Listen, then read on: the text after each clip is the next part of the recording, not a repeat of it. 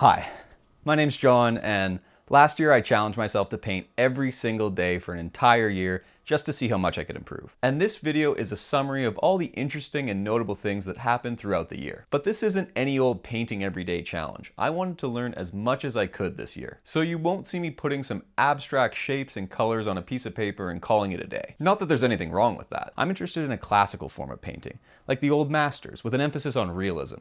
Think Rembrandt, Sargent, or Velázquez. And this necessitates active learning throughout the challenge. So without the structure of school or the feedback loop of an in-person teacher, it was up to me to find the resources online or in books that would help me grow my skills faster. I also judged my work based on how close I got to the reference, because without access to constant feedback, that was the best way I could think of to check my work. So with all that being said, let's get into some rules. Number 1, I have to paint every day, obviously. Number 2, I'm allowed to paint with any medium I want, but I ended up painting with oil all but one of the days, so this is essentially a challenge about oil painting. Number 3, I must film a short video and post it the next day to prove that I actually painted that day. And finally, the last rule, I have to paint for at least 1 hour every day. Oh, and by the way, there's no need to finish any given painting on one day. I'm not making 365 paintings, I'm just painting every single day, which means I can work on the same painting over multiple days. And that's really it. Let's start the challenge. In order to set myself up for success, I wanted to use as few materials as possible. So to start, I'm only using burnt umber, Gamsol, paper, and stiff bristle brushes. I think starting with the least amount of materials possible simplifies the process and gives you a chance to learn what each component does. But it's also exactly what you need to make the first layer of any classical masterpiece, the underpainting. So I squished out some burnt umber, poured some Gamsol into a cup, and started this challenge. On day 1, I attempted my first underpainting, Girl with a Pearl Earring by Johannes Vermeer.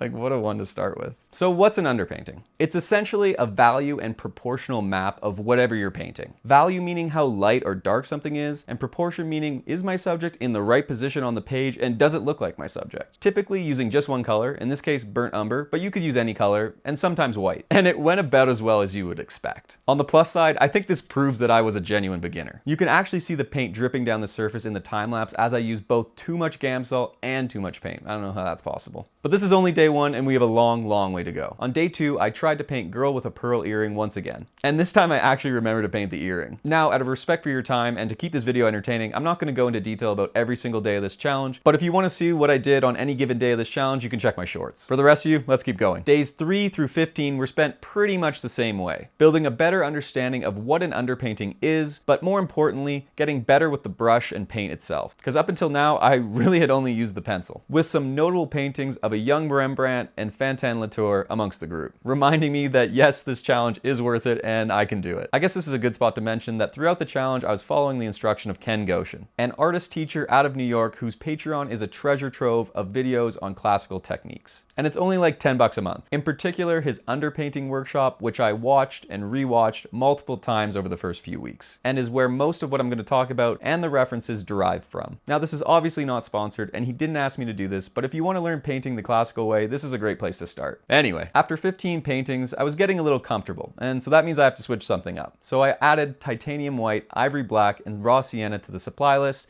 and this is where the struggling really began. I chose raw sienna because, well, Ken told me to, but also when mixed with black and white, it creates a nice range of skin tones perfect for my first steps into color. On day 16, I took those colors and made a sort of matrix of swatches on my palette, and started working on my copy of The Needle Woman by Velázquez. But I didn't like mixing color because I wasn't any good at it and it takes too long, so I quickly slipped back into making underpaintings. But I guess it's better than not painting at all and just skipping the day. Eventually, by day 26, I had stalled long enough and I was back to working with color more consistently, taking one day to work on the underpainting and then the next to add a layer of color over top, switching up my palette slightly to accommodate a wider range of subjects. And of course, I picked the Zorn palette, which is white, black, yellow, and red. So let's add yellow ochre and cadmium red light to the supplies. I made a bunch of progress and a few nice paintings. Day 27 is one to remember for later, and day 28 was a highlight for me at the time. This continued for another 17 days until day 44, where I decided to reel things back and try a new method. Although I was seeing some success, things weren't looking exactly the way I wanted them, and I think it's because I was doing a lot of mixing on the surface, along with 1,000 other things. So despite the progress I was making, I decided to take away my colors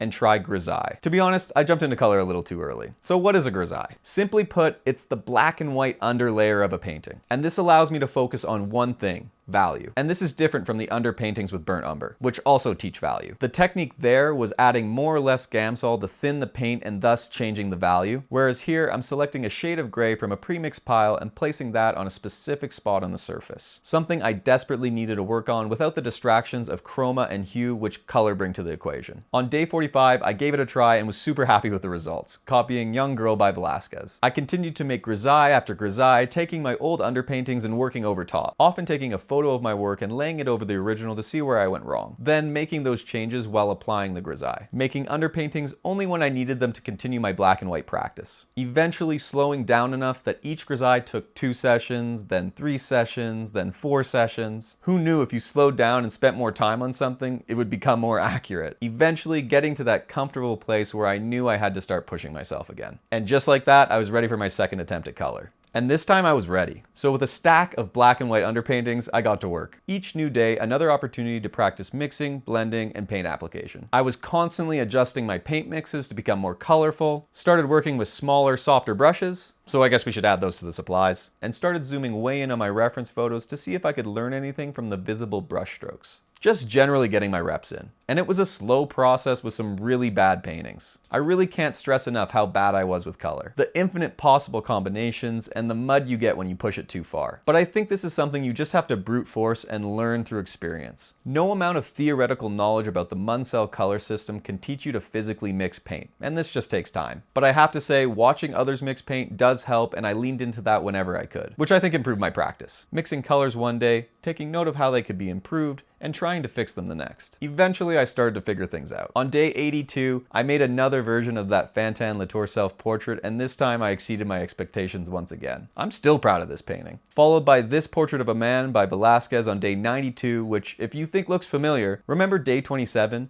Well, this is the same painting just over 2 months apart. I kept going. I made a drawing in a museum on day 104. They wouldn't let me bring my paints in unless I was with a scheduled group. I attempted a Picasso on days 110 to 112, which was different, and made my best painting to date on day 113 of Juan de Pareja by Velasquez, and it took me over 5 days to complete. Can you tell I really like Velasquez? Fun fact, this painting is actually of his assistant, who was an impressive artist in his own right. We keep going. There's more. I then spent 7 days working on Kupka's painting of his brother in a seaman's uniform, another 6 days working on this cropped portrait of Lucas van Oefel by Anthony van Dyck, God that's a mouthful, which is definitely one of my favorites. By the way, this is what the full painting looks like, and it's spectacular. As you can see, I was preserving that trend of spending more and more time on a painting, and it was working out for me. I kept going, but I could feel my excitement waning. I couldn't just keep painting portraits. By this point, I had painted close to 50 different pieces, basically all from a handful of master copies. I was starting to get burnt out. I even dipped into the Impressionists and painted a portrait of Gustave Boyer in a straw hat by Cézanne. And it actually turned out pretty good, but I knew my portrait painting days were numbered, at least for now. But I wasn't gonna give up, I just needed a change in scenery. I wasn't that interested in landscapes or architectural painting, so I decided to try still lifes. Once again, I wanted to start simple. So I found this photo of an apple on Pinterest and just gave it a shot. Pretty quickly I realized that when it comes to color, portraits are very complicated. Some areas of the face lean more red, others yellow, and others still more green. Not to mention the crazy assortment of planes that make up the human head. But if you're painting an apple, there's a much smaller group of colors you need to worry about. And the shape is a lot more understandable. This freed up my brain just enough to help me start learning more about color. Mainly the edges, gradients, and just blending in general. After the apple, I painted a cup, wine bottle, and orange on day 154. Then an orange by itself on day 160, a tulip in bloom on day 163, and a plum and a pear on a pear on a cloth on day 171. Mixing in a few portraits along the way as I felt I had to. Actually, there's something I didn't really mention. Up until this point, I was operating under a different challenge. Before I decided to paint for a year, I actually challenged myself to paint every day until I was able to make a master copy. And you'll see that if you look back at my shorts. Welcome back to day 112 of painting every day until I'm able to make a master copy. But I painted with that intention for around 150 to 200 days. But that intention started to change once I painted the apple. And frankly, that goal just never made any sense. And that's because a master copy is simply that. a copy of a painting that you admire, and there is no requirement of accuracy. I needed to put an end date on this challenge for my own sanity, and since I was already 200 days in, I thought, why not go for a full year? Once freed from my previous mission, I spent the next 30 plus days working on still lifes, from both life and photo reference. But mostly from photo reference, it's just logistically easier. And I learned something. There's a difference between making a master copy and trying to copy from a photo. When making a master copy, the hard work's been done for you and you just have to learn from it. What I mean is that all the shapes that make up a portrait have been decided by the master. If we look closely, this isn't an eye but a curved line with a blob on the end. Maybe this isn't the best example, but I think you get the point. These abstract shapes at a distance look like an eye. But when you're working from life or a photo, you have to make up these shapes on your own. Unless you're going for hyperrealism, but that's just not what I'm working towards. Anyway, this was huge for me, and it made for some really fun painting sessions just trying to make my own shapes. I painted a pepper, a fish, some bananas, a slice of carrot cake, a pumpkin, an apple, a donut, and some tomatoes. All with the help of Ken Goshen and his collection of alla prima videos on Patreon. Alla prima just meaning to finish a painting in one session. Sorry to jump in here again, but supplementing your practice with the advice of others is the fastest way to learn. Assuming they have good advice. And you should strive to do this every time you paint. Each time I watched a video, I'd walk away with several things I'd want to try in my next session. I'd then work on those things till I felt I understood them, then back to the videos for more, letting the cycle continue. If you take one thing from this video, let it be this. You'll get way more out of each session if you go in with the intent to work on something specific. And I think you'll find this relieves some of the stress and anxiety around starting a session in the first place. Because I think most of the procrastination comes from the unknown, not knowing what to do or how to go about it. Anyway, after a month of still lifes, I knew I wanted to get back to portraits. I made a painting of my dog Willie, and a grisaille of the hand of Lucas van Oefel from that painting way back on day 130.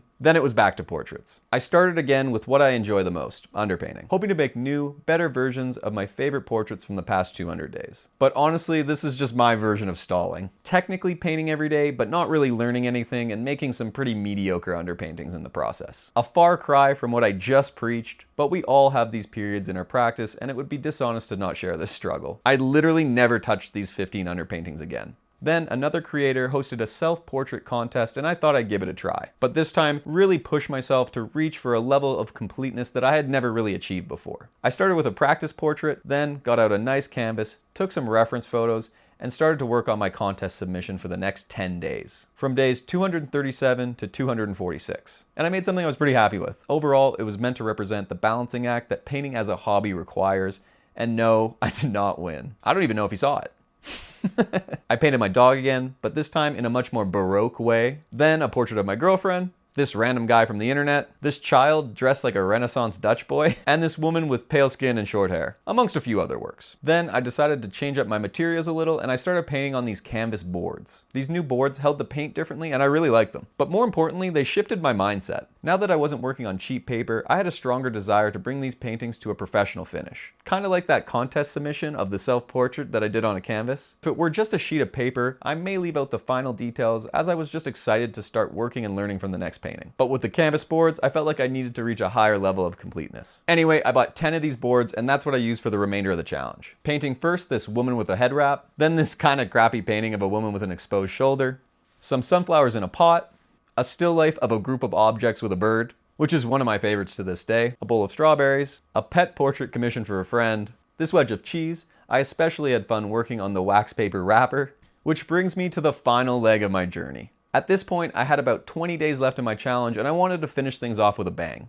A finale, if you will. So I picked 2 master copies that I had painted in the early days of this challenge and set out to recreate them with all the skills I learned over the year, hoping to see some improvement in at least one of them, and maybe even get a good thumbnail.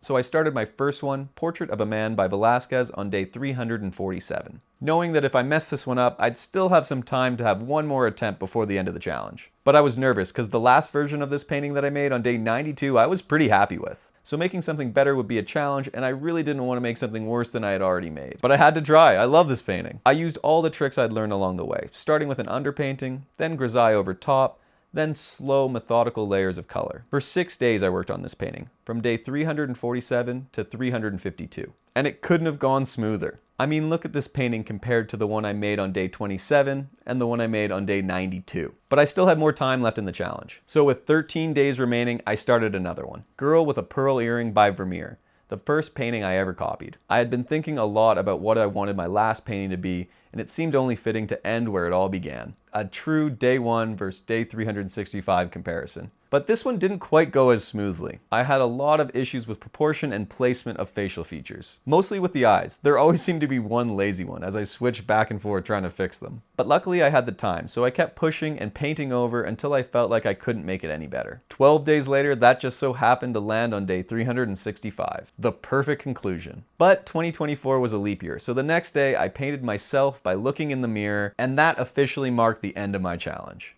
I had painted for an entire year, every single day. Now just for fun, let's look at some comparisons of the same paintings painted at different points throughout the year. First, Henry Fantin Latour's self-portrait painted on days 4, 28, and 82. I know we just looked at this one, but it's my favorite, so I'm showing it again. Portrait of a Man by Velázquez, first painted on day 27, then again on day 92, and one final time on day 352.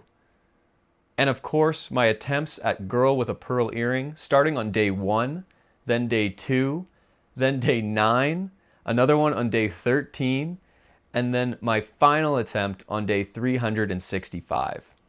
I want to end this by saying a lot of people come up to me and they tell me that they want to make art, but they feel like it's just not in their DNA. And I usually respond with something like this. Back in the 1500s, when arguably the best art ever was being made, like the Mona Lisa by Da Vinci, or the roof of the Sistine Chapel by Michelangelo, or my favorite fresco, School of Athens by Raphael, painting or artistry in general was considered a trade, like woodworking, masonry, or blacksmithing. Why is it that art has since been separated out and put on a pedestal? I personally don't think it should be. And with limitless access to information that the internet provides, not to mention the countless books on art that have been published since by some of the greatest art teachers in the world, I'd argue that it's easier than ever to get a quality art education at little to no cost. So if watching this video has encouraged you to break out that dusty old sketchbook, I couldn't be happier. And don't give up, I know you can do it. I just want to jump on here at the end and say thank you so much for watching. I really appreciate it. This is the first long form video that I've made in a long time, and as such, there's no sponsor, but maybe I can sponsor myself. A couple years ago, I made this illustrated book of idioms. It's kind of a strange book, but inside are over 100 hand-drawn illustrations of some of English's most popular expressions, and it would mean the world to me if you went and checked it out. It's available on Amazon. There's a link in the description, and I'll just leave it at that. Thank you so much for watching, and I hope to see you in a future video. Got my art shirt on, as you can see. Shout out Michelangelo.